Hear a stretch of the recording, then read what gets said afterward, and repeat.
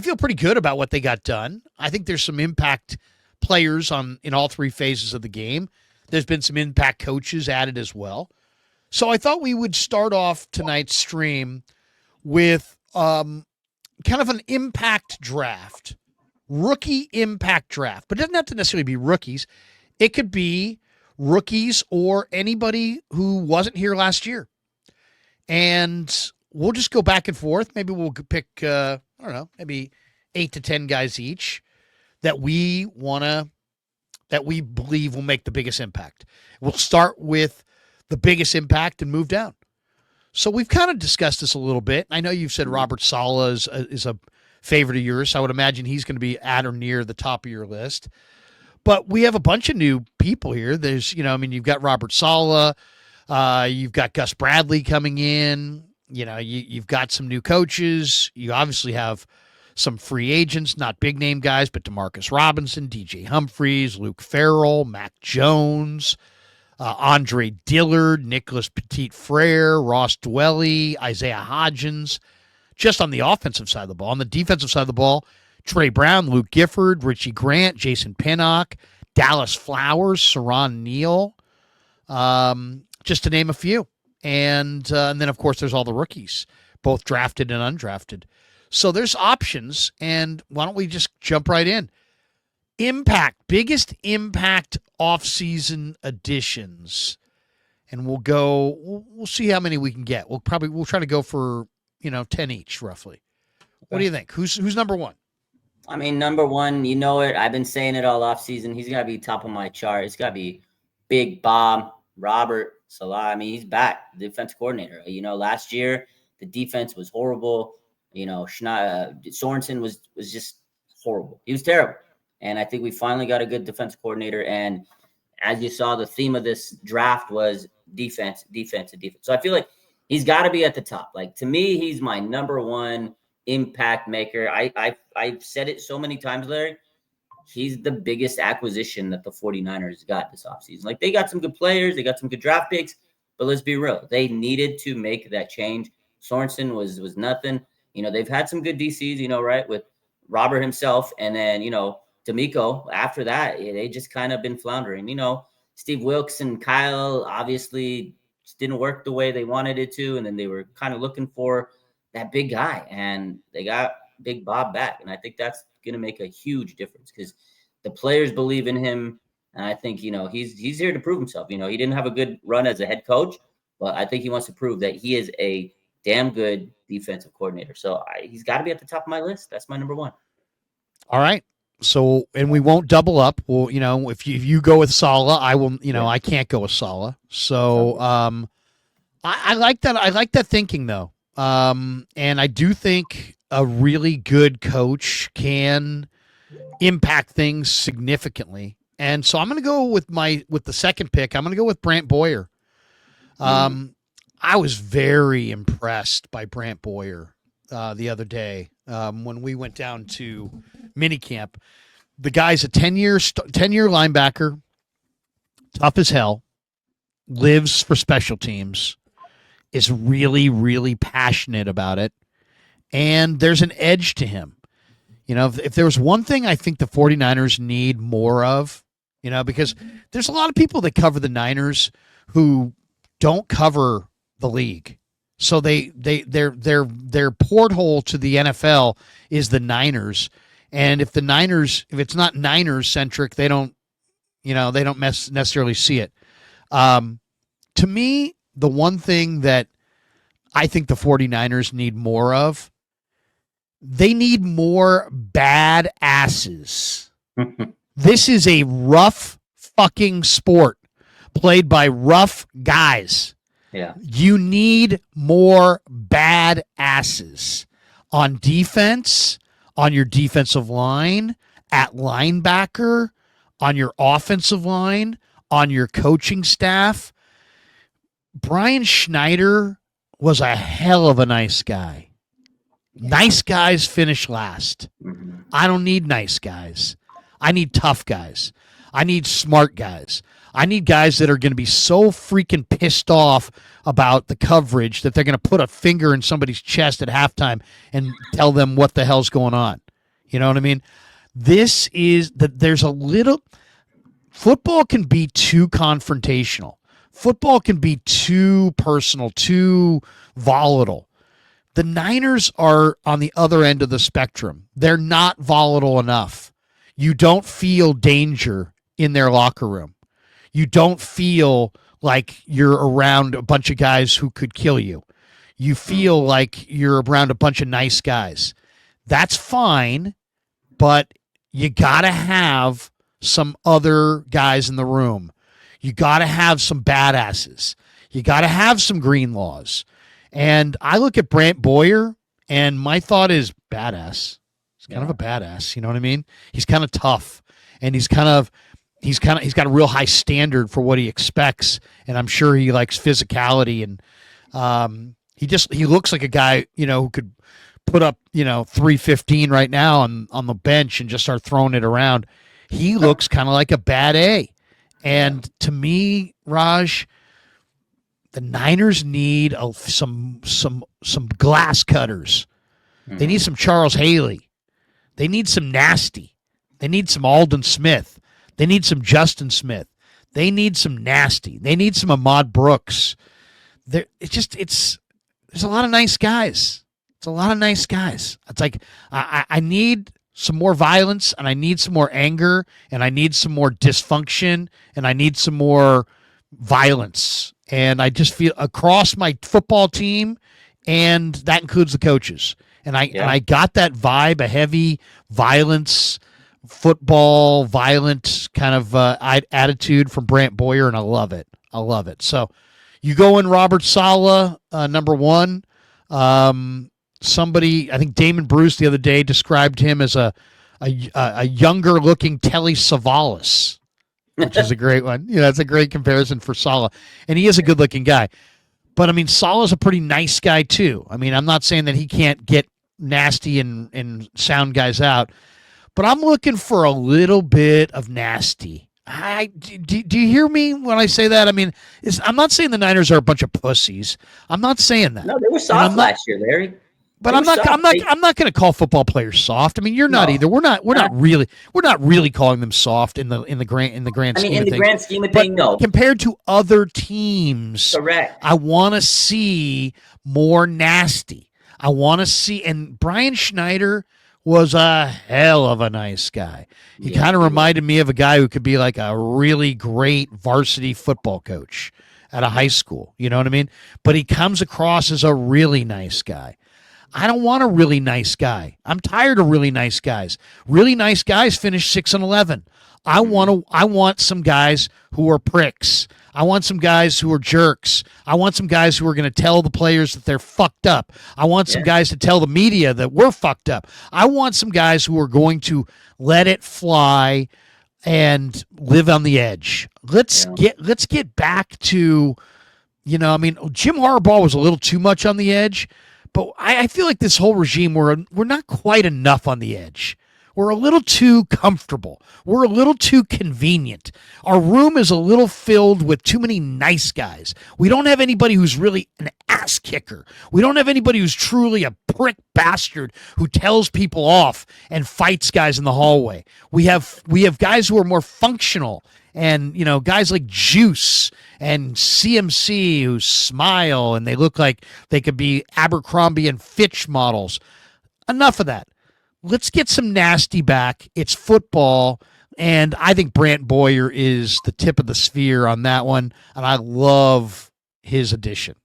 Yeah, he's number that was 2. a good one. He was definitely on my list. He's a good one. And if you look at the free agents this offseason, a lot of it was special teams. So they revamped that whole unit. So I think that was good. Also, look, one of the biggest decisions, he came right in, got rid of Tabor Pepper. Like everybody was shook. He got rid of the long snapper. He's not afraid to make decisions. And you're right. It kind of goes along with Robert Saleh.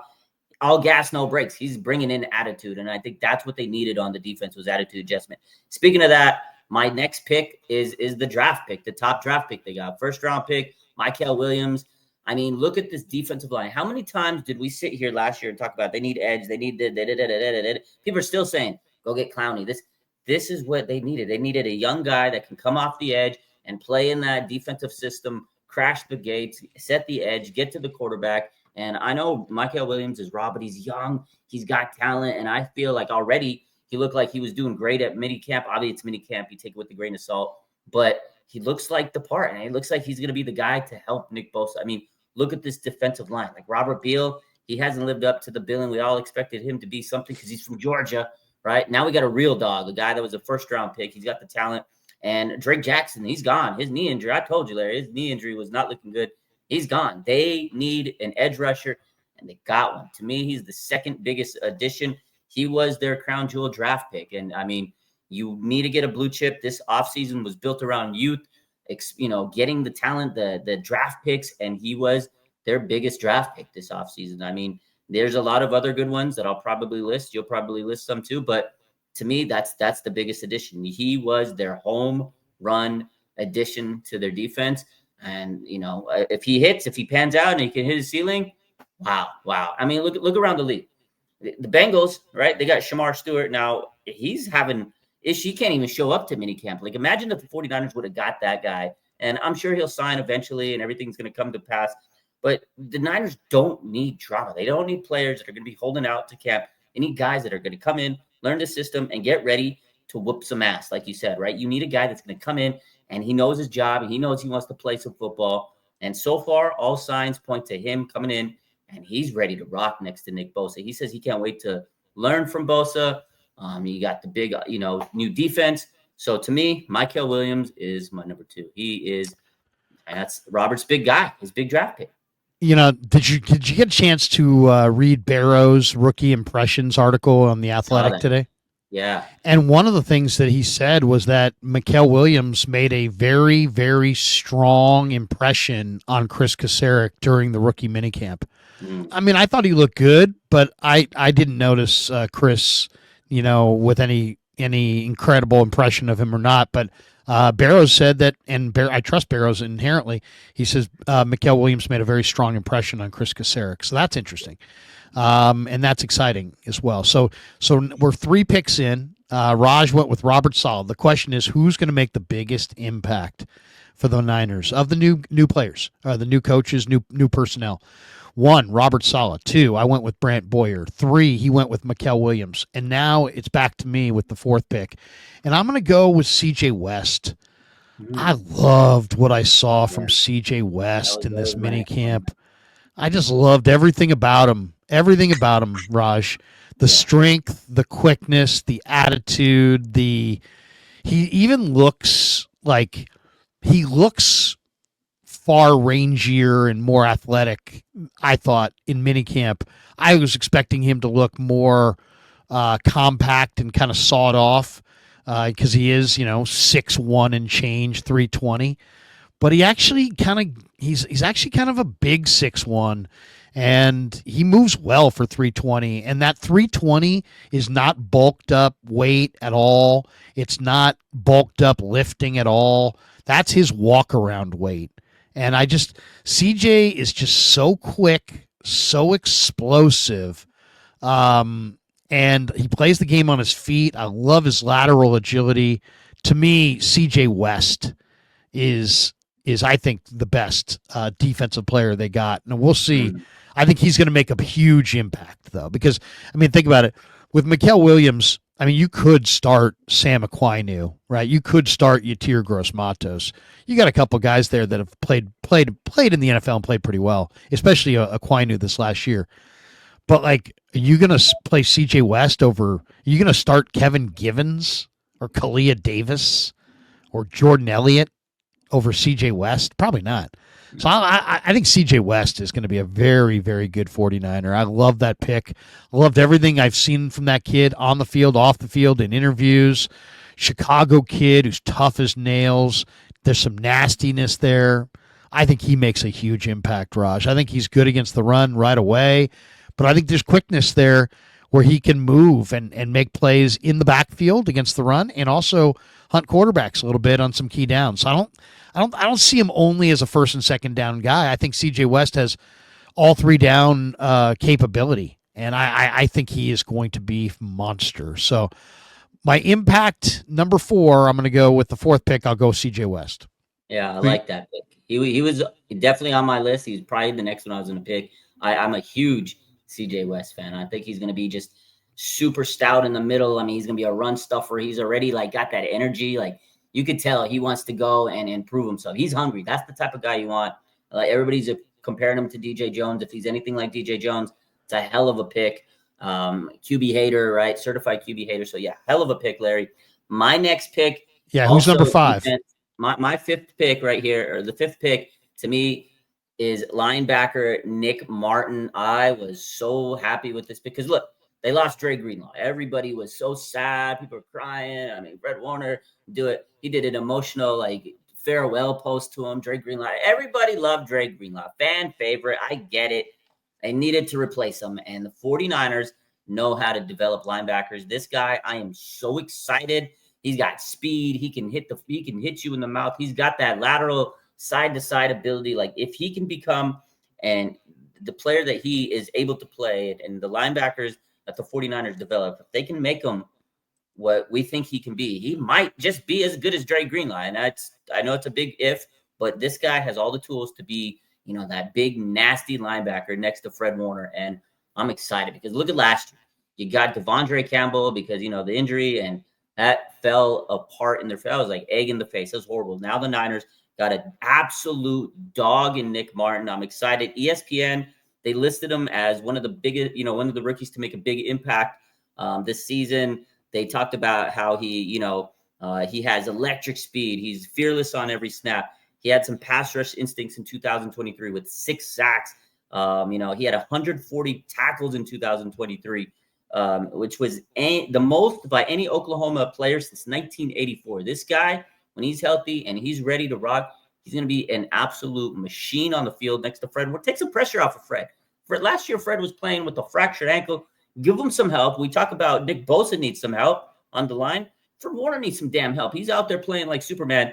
Now you go give him a guy like Robin, a Nightwing, and I think Nick Martin is going to be very exciting, and he's going to make a lot of people forget about Dre Greenlaw. I know that's going to be hard to do because he's big play Dre, the goal line stand. He made so many big plays. But I think if Nick Martin can hit his ceiling, he's going to be amazing. We are going to love him. His spider chart is off the charts. Have you seen his spider chart? Let me show you this. Yeah, it's incredible. You don't see, it's unique. You don't see that many spider charts that kind of look like this. John Chapman, our friend, put this out. Look at that. 81st percentile, and that's wild, man. That's insane. Look at that thing. First of all, height super low, weight super low, hand size super low, but bench press 81st percentile. That's broad insane. Jump 81st percentile, vertical jump 86th percentile. 40-yard dash almost 90th percentile, 89th. 10-yard split 87th percentile. Isn't that wild, man? It's like he as far as height, weight, hand size, arm length, and he's all like 33rd percentile or lower. But bench press, broad jump, vertical jump, 40-yard dash, 10-yard split, he's almost in the 90th percentile for some of those things. That's one of the most interesting spider graphs I think I've seen on a player. I think Nick Martin that's a great one. That is a great one. I wanted to see if I could put something out here for Nick Martin. Nick Martin, the closing speed that he has is just spectacular. And I'm seeing if I could find a clip of him.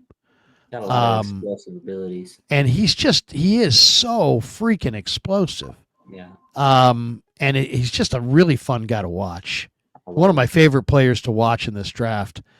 He said he never bought any other player's jersey than Fred Warner's. He's a dog for real. Love it. He's already fit. I really love the guy. I could just tell. Yeah. Here's the play. I don't know if I can show that. He was chasing down Worthy. Oh, I saw that. Yeah. Did you see that? Yeah, I saw the highlights when he was drafted. He looks good, man. I know last year he was injured with the knee injury, but like I said, when he's healthy, the guy's an absolute freak athlete, man. Someone in the chat said that if he was drafted if he came out of the draft after 2023 and it was in last year's draft, probably would have been a first-round pick. Honestly, he probably would be around 1 or 2 round type linebacker. He was that good coming out. Look at this guy, by the way. I'll share the screen on this. Look at this freaking monster. This guy's just athletic. To me, Raj, this guy is the poster child for what Robert Saleh, all gas, no brakes. Absolutely. And I think this guy's the perfect guy to describe that because he will overrun some plays. But this guy's passion and his tackling ability and his speed and his strength are off the charts. This guy had more tackles last year for Oak State than anybody has had at Oklahoma State since 1984. That's a long time ago, dude. I was 14 years old in 1984. You know how old I was? You were probably not alive. I was born in 1984. You were born in 1984. Yeah. I mean, literally, seriously. You were born the last time Oak State had a linebacker that had more tackles than Nick Martin. Yeah, 1987. That's a long time, dude. That is a long time. I'm not saying you're an old guy, but I'm just saying, that's a long time. Old guy. That's a long time ago, Larry. I mean, what the heck? All right, so you're going Nick Martin, and I'm glad you went Nick Martin there because if you hadn't gone Nick Martin there, I would have gone with Nick Martin. Okay, so now I'm up at number 6. I'm gonna go with Conor Kobe. Oh, I like that. Now, somebody sent me a video today of Drew Moss, and Drew Moss looks good too, by the way. I got to be honest, Drew Moss, Raj, looks good. He reminds me a lot of Jarrett Kingston from last year. And I thought he looked pretty good in the minicamp. I thought him and Conor Kobe, but Conor Kobe made 50 starts at Iowa. And Matt Miller, the ESPN draft guru, when the Niners took him on the clock on Saturday of the draft, day 3, in the 7th round, he said, hey, this is a perfect scheme fit. And he's like, you know what? He's like, bottom line is when you make 50 starts at Iowa and you're a perfect scheme fit, odds are you could be a plug and play type player. Yeah. And I kind of think Conor Kobe is going to, nothing against Ben Barch. I like Ben Barch. Nothing against Burford. I like Burford. They've got some depth on offensive line now with Hennessy and Mykel, and they've got some other guys that they can lean on. They brought in 3 different tackles in just in the last week alone. But I like Conor Kobe, and I think Conor Kobe is going to wind up starting maybe at right guard with Pooney moving to left, maybe at left guard with Pooney staying at right guard. But I think Conor Kobe's going to start for the 49ers at guard, and so that's impact. You start at guard, that means you're playing a ton of snaps, and I think Conor Kobe, he's my 6th pick there. I think he starts at guard. Yeah, I like that pick. That's a guy that I was definitely going to consider because you basically, like you said, you got to plug and play. You got a guy that's going to start. Like you might have just drafted your next starting offensive lineman, your left guard for the next couple of years, right? Pooney and Colby, that could be a very good, formidable offensive line. We've been crying about offensive line, and Aaron Banks is gone, right? We don't know what Burford's going to do, so I feel like that was a good pick right there. My next pick, this one. Yeah, what do you got? Number 6, number 7. Surprising. So I'm going to go away from the rookies. I'll come back to them because there are some other players I want to talk to you about. But this guy, kind of under the radar, not a lot of people are talking about him. But I honestly, now that I've kind of went back and I've looked at the offseason and how they're constructing this roster, tight end Luke Farrell, I honestly think this was an absolutely solid pick because, last year, George Kittle, we know how good he is as a blocker, but you want to help him out in the blocking game, right? They just haven't had that extra tight end to give him that oomph. Luke Farrell's not going to go out there and catch much. That's what George Kittle's there for. He's an offensive weapon. They need to use him as an offensive weapon. So I think Luke Farrell was brought in. We all know he's going to replace who's the tight end they had blocking tight end before? Charlie Warner from years ago. Yeah. But I mean, last year Saubert, I think. Well, yeah, sorry, he's there to replace Charlie Warner. I feel like they really didn't replace that role. And Charlie Warner was a very, very good blocking tight end, and I think they needed to reclaim that position. And honestly, I feel it's going to be an underrated pick. Like he's not going to go out there and get you a lot of stats, but he's going to help George Kittle and this run, this run offensive system, the blocking system. He's going to go out there and help a lot. Like, he's a very, very good, formidable blocking tight end. I think it's an underrated part of this team, because last year, what was it? They couldn't run the ball. They couldn't block for Brock Purdy. And I think he's going to help in a lot of ways that people may not see. He's not going to be making a big difference in the box score, but I think out of all the free agents that they signed, to me, he's going to have probably the most impact because he's a very good blocker. We all know Kyle loves people that can block, and it's going to open it up for George Kittle in theory. So to me, I got to look for, I was actually looking back. I was like, this might have been the most underrated signing the 49ers got. So that's the way I'm going. You surprised me, bro. You're surprising me. I will say this too, full disclosure, and I never like to hide anything from the audience. In all of the last couple of weeks, I have not done the deep dive on Luke Farrell yet. I haven't really looked at him that much. Blocking tight end, it's just not one of my favorite films. You know what I mean? But I do believe in you, and if you like him that much, I'll check him out. I will check him out. I like that too because it's one off the radar. All right, with the 8th pick in our who's making the biggest impact on the team in 2025 grades, I'm going with Mac Jones, and I just really believe that Mac Jones is not a friend of Brock Purdy's. And, this whole, hey, Brock and I, we knew each other from Bama. These guys hate each other. I'm just joking. I'm joking about that, but they're not. Brock doesn't like Mac Jones. Mac Jones doesn't like Brock. Brock has what Mac wants. Brock, doesn't want Mac to take what he's got. Mac, I think, is an NFL starter. I think Mac Jones is going to be a great addition. I really do. I think he's smart enough. I think he's good enough to operate this system. I think he's a major upgrade from Dobbs and Brandon Allen.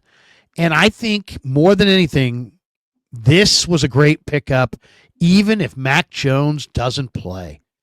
Because just the fact that you got a guy who's been an NFL starter, who was drafted 6 rounds before you were drafted, sitting right there. And and Mac Jones is young. Mac Jones has got a pretty decent arm. Mac Jones processes what he sees. According to the people who know him, he's very, very bright. The ball comes out on time. At least it did consistently when he was at Alabama. I think he is going to play the best football of his career for Kyle Shanahan.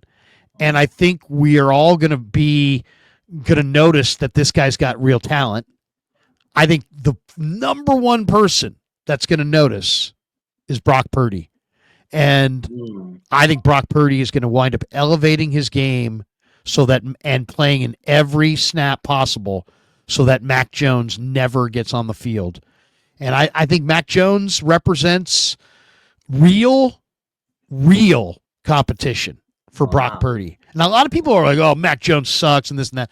Okay, it's easy to say that, but Mac Jones was drafted in the 1st round and put up very good numbers at Alabama and was a Pro Bowler in his rookie year. Now, granted, Pro Bowl, it is what it is, but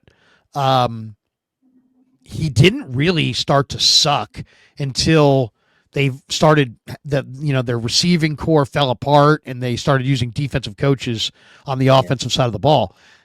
And then he went to Jacksonville, and Jacksonville's Jacksonville.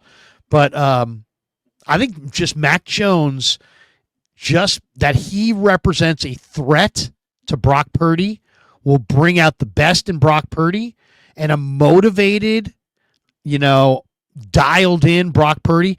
I thought one of the most significant things, I haven't talked to you since we talked last week to Kubiak, but I thought Kubiak's line of the week was like, Brock Purdy's had a great offseason. He lets us coach him hard. He wants us to coach him hard. He demands us to call out his flaws and make him work on his weaknesses. And he's had a phenomenal offseason. And I just loved hearing that from Kubiak because, Raj, you know it and I know it. I mean, all these picks, they all matter, and all these draft picks and all these free agent signings and it all matters. But like none of it matters as much as how is Brock playing. And the fact that he looks good this offseason is great, and the fact that Mac Jones is there I think Mac Jones represents we're going to get the best out of Brock. So I'll put Mac Jones as my eighth pick. Even if he doesn't throw a pass, he'll have a severe impact because he will make Brock Purdy play better. No, I like the pick. I mean, at the end of the day, you need a backup quarterback. He's better than who they had last year. I mean, no disrespect to the quarterbacks they had last year, but you remember when Sam Darnold came in a couple years back? He came in, he was backup. Everybody's like, "Oh, Sam Darnold's terrible," but he elevated his game, and now he's a starting quarterback in the league. So I feel like, if anything, Mac Jones is going to play motivated, so he has one more chance to maybe latch on to a team that needs a starting quarterback in a year or two. So this is his audition. He's going to go out there and kill it in training camp. He's going to put some pressure on Brock. And I hate to say it, but the 49ers have a lot of injury history. We hope that Brock doesn't get hurt, but you just can't predict the future. You don't know what's going to happen. NFL is a tough sport, and you need a serviceable backup quarterback. The 49ers made because of the Niners, there's a whole rule over the last couple of years, right? The dress three quarterback rule, all that stuff. So I think they needed a serviceable backup. So I don't hate the pick. I like the pick, Larry. Now, do I think he's going to really put a lot of fierce, competition out there? According to most people out there, they're going to look at you, Larry, and say, you're silly. That's a bad take. But I think it's a bold pick, and I like it. My pick at this spot here is, this one's simple for me, because what did the 49ers do in offense? They focus on the run game. Last year, their offense fell apart because CMC was out, right? And then Isaac Guerrero came in at some point because Jordan Mason got hurt. So then you're down to your rookie running back. And Guerrero was good, but he's also young. He's inexperienced. You need to make sure you have depth. We talk about depth at every position. Running back, to me, is the position where they need so much depth, because every year they go through running backs like nobody's business. And we all pray. We all hope Christian McCaffrey is going to be healthy. He says he's healthy. He looks healthy. We all want him to be comeback player of the year. We want to repeat 2023, but you never know. He's got a lot of miles on the leg. So to me, the next big impact player was Jordan James, running back out of Oregon. He's Frank Gore stamp of approval. This guy's he's not going to burn you with speed, but he can just go through the tackles. He gets hit and he keeps running. This is a gritty, just tough as nails running back, and they need a guy that can move the pile, take the hits, keep the rock moving, short yardage, boom, get you a couple of long runs. We need a guy that's just a dog at running back, and you never know. Red zone was bad. Maybe you give him a couple carries in that red zone in the goal line, and he can get a touchdown. I don't know. So to me, running back was a position they absolutely needed to nail. And I think Jordan James is going to have a huge impact on this team, because you never know what's going to happen. Is Isaac Guerrero going to be able to play a lot? Is he going to be banged up? Is Christian McCaffrey going to be banged up? You need depth at running back. And Jordan James, to me, is that guy. It's a good call. He made a nice catch in the minicamp. I thought Corey Kiner looked really good too, but I'll leave Kiner off the list. My number 10 pick here for biggest impact, I'm going with this guy, not Todd McShay, but Upton Stout. And here's McShay talking about Upton Stout. Pretty good stuff here. A lot of picks from McShay's podcast. Here's a little clip on McShay on the McShay Show talking about Niners corner Upton Stout in the third round. San Francisco. Boy, they had a lot of picks. You can count them while I talk for a second. Okay.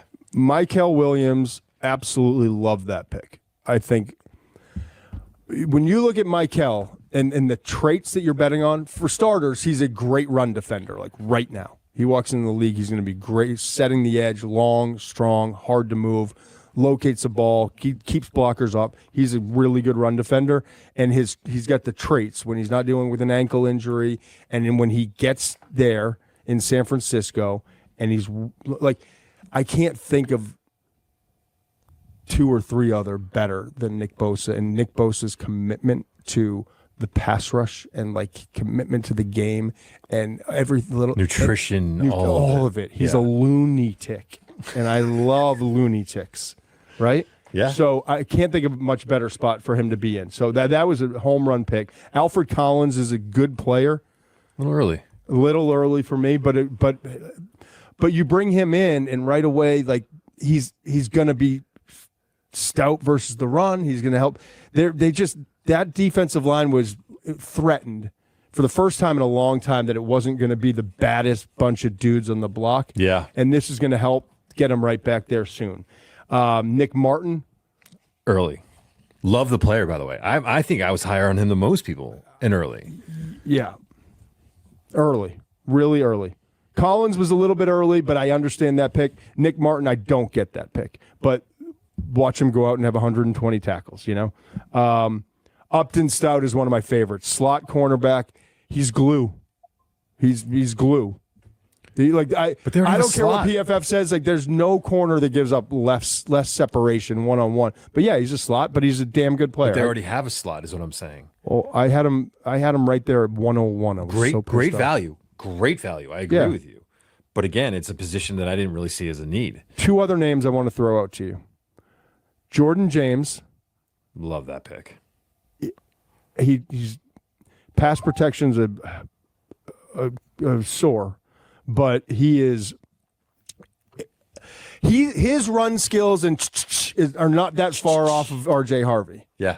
Okay, so like in a rotation with McCaffrey.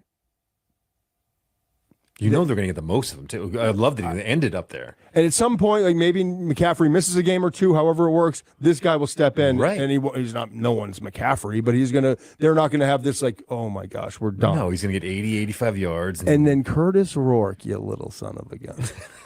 Could you have wound up in a better spot as a 20? Did you hear about his knee, by the way?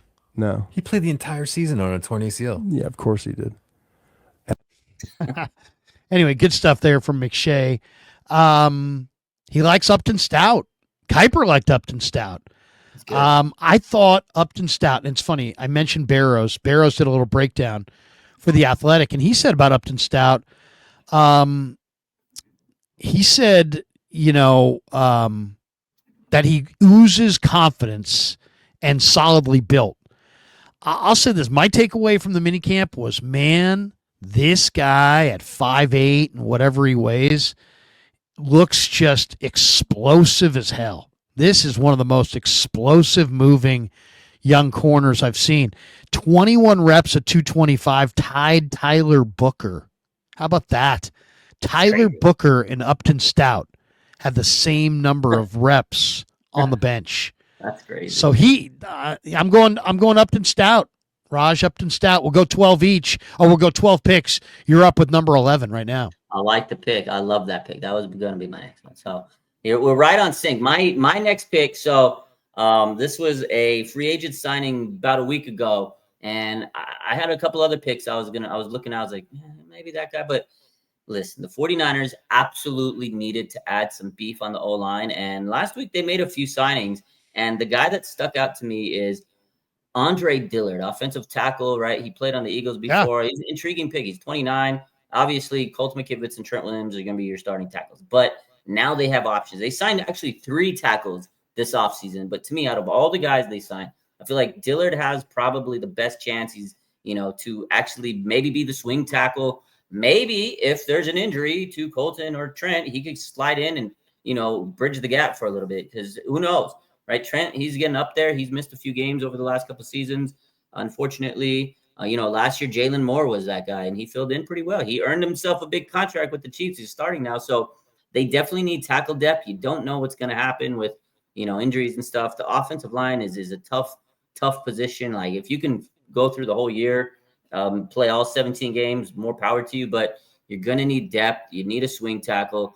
And I was really happy that they brought in some guys, because everybody was so mad during the draft. You didn't get offensive line. Oh, my God. We talked about Zach Moss. We talked about Conor Kobe. But they actually went out and got 3 tackles to add to the depth. Now, are they all going to make the roster? Who the hell knows? Are they going to make the practice squad? Maybe. But Andre Dillard, to me, is an intriguing pickup.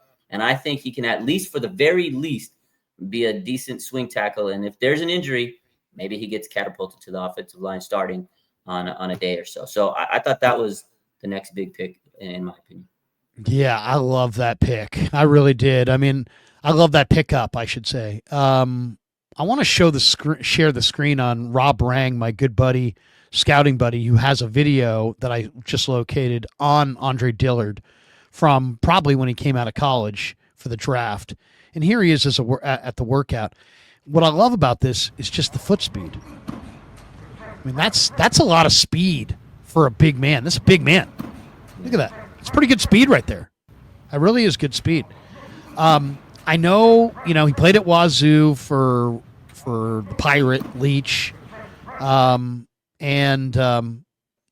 he, rest in peace, Mike Leach. Then Dillard goes to Philly. It didn't work out. He went to Green Bay. I like that though. You're right though. I mean, to me, Andre Dillard, Nicholas Petit Frere, who I liked at Ohio State. His whole problem is he just can't anchor. So like he can't, like, you can bull rush Nicholas Petit Frere into the quarterback, but he's got like really long arms, in some ways the prototypical body. There's a reason that guy wound up playing for Ohio State. I mean, he's a big talented guy. But I kind of like, and DJ Humphries, of course, was in Kansas City last year. He's been around. He's had some injuries. Between Dillard and Petit Frere and Humphries, I feel like they're covered. They're covered. And Austin Pleasance, one of those 4 or 5 guys is going to wind up being the swing tackle, and I think he'll be all right. I think Dillard is a decent candidate. I think Petit Frere, I said he lacks power, but to anchor, but I think he's a decent candidate. So, yeah, I like Drew Moss and Conor Kobe. They're inside additions. They didn't get a tackle, but then they went out and added 3 guys who can compete. So that's a good one. I'm going to finish up with my 12th pick in this draft. There's a lot of different names out there that I was thinking of for the 12th one. But who do I want to go with? I think I'm going to go with Jordan Watkins. Okay. The receiver from Ole Miss. I just think Jordan Watkins, don't overthink this. This guy has it all. And I remember saying that about a month and a half into the draft process when I saw that he was listed as an undrafted free agent. I'm like, there's no way this guy's going undrafted. He played in the SEC. He had the biggest individual game of any receiver all season in an SEC game against SEC competition. He's got the measurables. Guy's got legit 4.37 speed. He's not weak. We're not talking about Jacob Cowing. This guy's 200 pounds. Yeah. Jacob Cowing's 170. I like Jacob Cowing, but he's 170. Yeah. This guy's 200 pounds.